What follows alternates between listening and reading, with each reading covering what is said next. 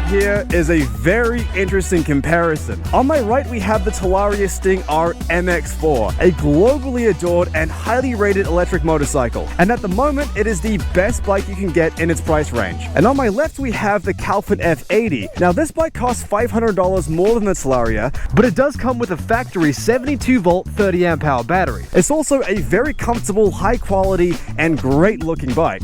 So I've been riding these bikes all week, and I have a lot to say about them. I put these bikes through a bunch of tests, including top speed, range, hill climb, drug run, algebra, horn race, and various types of trails. And by the end of the week, I was completely torn on which one I liked the most. It's amazing how two seemingly similar bikes could feel so different.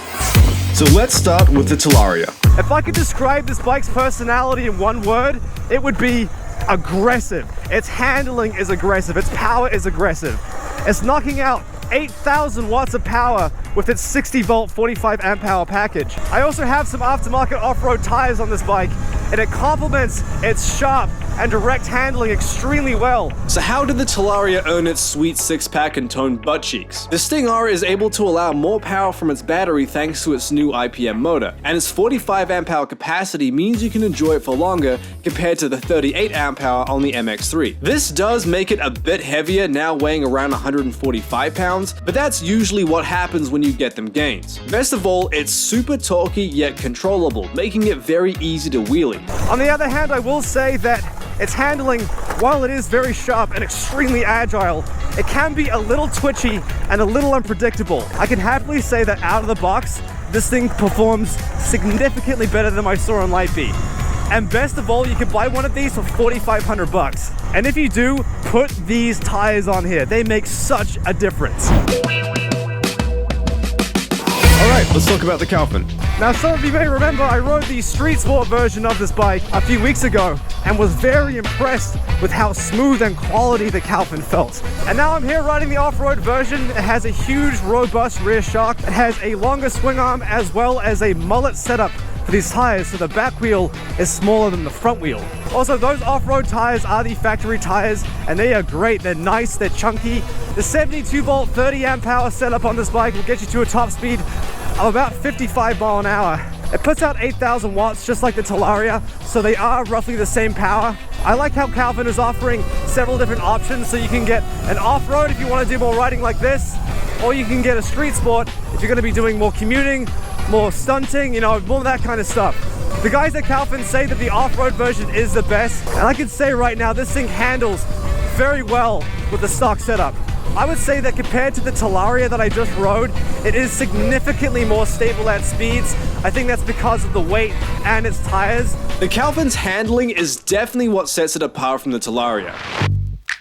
The rear end handling on this bike is very slidey, but it's a smooth and predictable type of slidey. Hopping off the Talaria and getting on the Caofen, you instantly notice that extra weight that the bike is carrying, and it does make the front end a little bit nervous at slower speeds. It weighs around 180 pounds thanks to its chunky 72-volt battery, as well as a more robust frame, rims, brakes, and a big-ass rear shock. Although this version only has the 30-amp-hour battery, Caofen does offer a 48 and 60-amp-hour version if you want a more range, which you certainly will. Another thing that you'll notice is that the Caofen doesn't have that same low-down torque like the Talaria has. This can apparently be fixed by changing the 15-tooth front sprocket down to a 13-tooth, but I didn't get around to trying that out, so I don't know.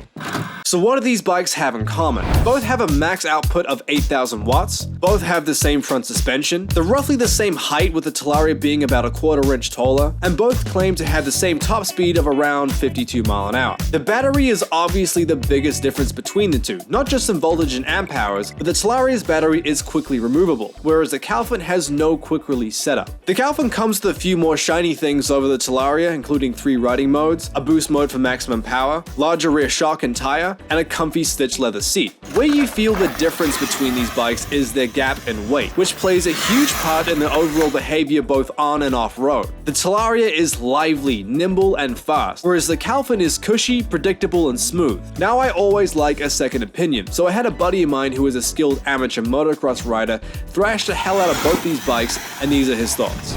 So what do you like and what do you dislike about the Talaria? I like that it's lightweight. It's very flickable. You can do a lot with it. It feels like almost a BMX bike. It's got instant power, so as soon as I snap it, I can lurch over jumps. I can sit down and then pop over jumps with the right amount of power. So for closed course, tight stuff, the Talaria is king. It's better than any of the e-bikes that I've rode so far. So what do you like and what do you dislike? I like the handling a lot.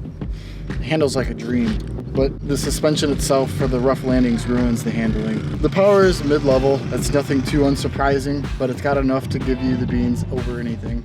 This thing could go over triples, motocross level triples, if it just had the suspension to take it in case you cased it or overshot it a little bit. That's the biggest downfall of this bike. It's a little bit heavy, but it feels like it goes over stuff well. So that concludes the performance and handling side of things. Now let's talk about range. The way I did this test was riding both these bikes at a moderate pace through steep trails, wide open streets, and stop-start suburbs. The route was roughly 10 miles and had lots of wide open throttle sections, and the Talaria came back with 55% left in its battery, and the Caofen came back with 50%. Now I did forget to turn the Caofen's boost mode on during that test, but what I found throughout the week was that with boost mode on, the Caofen was roughly 8 to 10% lower than the Talaria's battery at the end of a session. Now you could of course put these bikes in the respective eco modes if you wanted to stretch out the range a bit, but let's be honest, most of you will not ever be doing that. I would say you can get anywhere from 15 to 25 miles out of these bikes depending on how you ride them. The Caofen will always be worse off thanks to its 30 amp hour capacity, but in the end, a lot of different factors affect an e-bike's overall range, so your numbers might look different from mine. I found that both of these bikes indicated around 54-55 mile an hour on the speedos. It's usually best to do this test with an auxiliary device, that way you can get a more accurate measurement, but I don't have one. Now when we drag raced these bikes, we had very mixed results. 48, Caofen's catching up. That's all it's got. 55. Okay, we'll swap around real quick. How much do you weigh? About 198. 198, yeah, I'm 160. So, that's a big difference. Go. Oh, that talk of that Talaria, you just can't beat it. But my weight. Hey, the weight does make a big difference. Go. What? Yeah, it was a little confusing. This was a test I wish I experimented more with, because I did feel that the Caofen's mid-range power was a lot stronger than the Talaria's, especially in boost mode, but ultimately we found that both of these bikes had roughly the same top speed. Rider weight does play a factor when it comes to overall top speed on these lightweight bikes, so there is yet another incentive to hit the gym. Nevertheless, we found that both of these bikes can do over 50 mile an hour pretty easily. Keep in mind that both of these bikes are heavily governed by their controllers, but you really feel it the most in the Caofen. It's definitely not sluggish, and when you ride it uphill, you really feel the Caofen's muscles. But for a 72 volt battery, it should feel more powerful than it does. Overall, the Talaria Sting R is pretty much unbeatable right now considering the performance it offers for its price range, and while I really enjoyed riding the Caofen, ultimately I feel like it's a bit too heavy and a bit too governed to be considered a serious threat to the Sting R right now. Which puts the Caofen in kind of a weird place because it's too heavy to hang with the Talaria Sting and the Surron Light B, and it's too underpowered to hang with the Surron Ultra B, which I did actually get to ride recently. I ran into a random dude on a trail that had one. So, you know, I pulled out my Glock and said, hey, let me borrow that real quick. I'm just kidding. He actually turned out to be my neighbor. He was a nice guy. But anyway, is there anything I disliked about the Talaria? Not really. It's a very simple bike, and they got everything right in all the right areas, if that makes sense. If there's one thing I had to complain about, it would be the horrific battery rattle. It is bad. And it's one of those things where once you notice it, you can't not notice it. It's like when someone has a bit of food in their teeth. And while the Talaria's handling is great, light, and a lot of fun, it can let go pretty suddenly if you're not careful. It's definitely not as forgiving as the Caofen, at least in my opinion. So what about the Caofen? Now, when I first rode the bike a few months ago, they initially wanted to sell it